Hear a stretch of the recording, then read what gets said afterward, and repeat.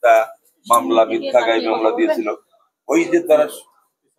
ওই যে তারা সংবিধান লঙ্ঘন করে, উনি তো বাংলাদেশ সংবিধানের প্রতিষ্ঠান সংবিধান, যে সংবিধানকে ওরা সাথে এক ধারার মতো লঙ্ঘন করেছে। ওই লঙ্ঘনের কারণের জন্য 2014 সাল এবং 2018 সাল এবং 2024 সালের সর্বশেষ নির্বাচনের এই বিষয়গুলো একটা অভিযোগ নিয়ে আমরা প্রধান নির্বাচন মহোদয়ের নিকট এসেছি।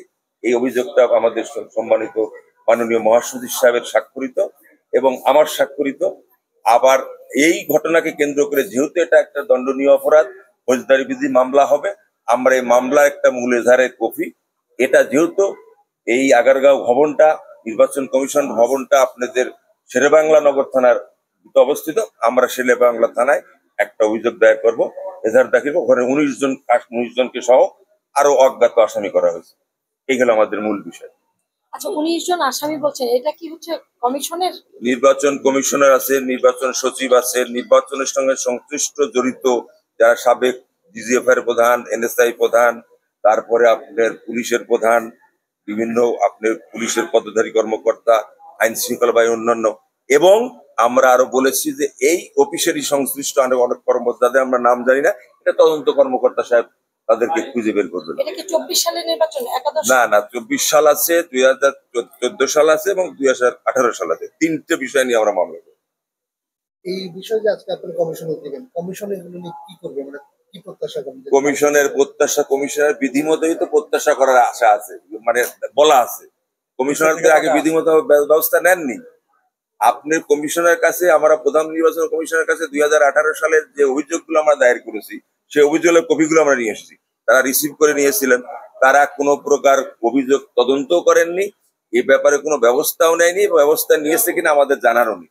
সেই অভিযোগগুলার পূর্বের সেই অভিযোগগুলার সমস্ত খসড়া কপি, যেটা মহাসচিব সাহেবের স্বাক্ষরিত আছে, এই স্বাক্ষরিত কপি সহ মহাসচিব সাহেবের সম্মিলিত চিঠি স্বাক্ষরিত সহ জমা দিতে আসছে। কমিশন নিয়ে এটা ব্যবস্থা নেবেন, তাদের বিরুদ্ধে ব্যবস্থা নেবেন। আগে যারা সাবেক নির্বাচন কমিশনার, প্রধান নির্বাচন কমিশনার, তাদের বিরুদ্ধে কি এই কমিশন ব্যবস্থা নিতে পারবে? অবশ্যই পারে, বিধি মোতাবেক পারতে পারে। সংবিধান লঙ্ঘন করতে পারবে না কারণ, এবং আপনার ফৌজদারি একটা মামলা হচ্ছে, মামলা তারা ব্যবস্থা নেবে। আপনি তো বাংলাদেশ সংবিধানকে মানেন, আপনি সংবিধানে বিধি লঙ্ঘন করে আপনি নির্বাচনে বাধা দিল, নির্বাচনে হত্যা করলো, নির্বাচনের প্রার্থীদেরকে গুরুতর জখম করলো, তাদের গ্রেপ্তার করলো, সারা বাংলাদেশে মিথ্যা মামলা দিল, নির্বাচন না করার জন্য এজেন্টদেরকে ঘরের মধ্যে প্রতিটা কেন্দ্রে প্রবেশ করতে দিল না, ভোট তারা সিল মেরে কেটে নিল।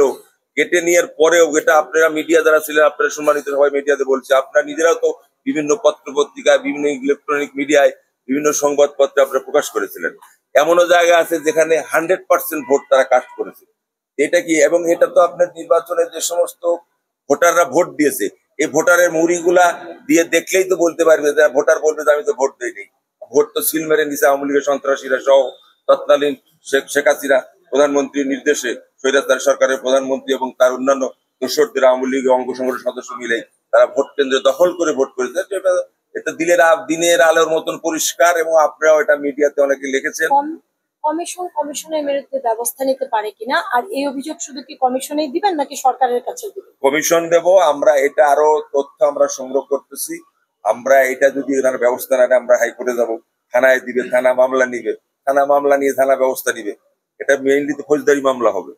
আর কমিশন যে ডিপার্টমেন্টাল তো একটা অ্যাকশন নিতে পারে, সংবিধান লঙ্ঘন করছে তাদের জন্য, এবং তারা আরো জানেন এই কারণে অবৈধভাবে তারা অর্থ ব্যয় করেছে, প্রচুর অর্থ ব্যয় করেছে, প্রধানমন্ত্রী থেকে শুরু করে আইন শৃঙ্খলা বাহিনী থেকে শুরু করে এই নির্বাচন 2018 সালে করার জন্য, দিনের পর রাত করার জন্য তারা পয়সা দিয়েছে, অর্থ সম্পদ দিয়েছে।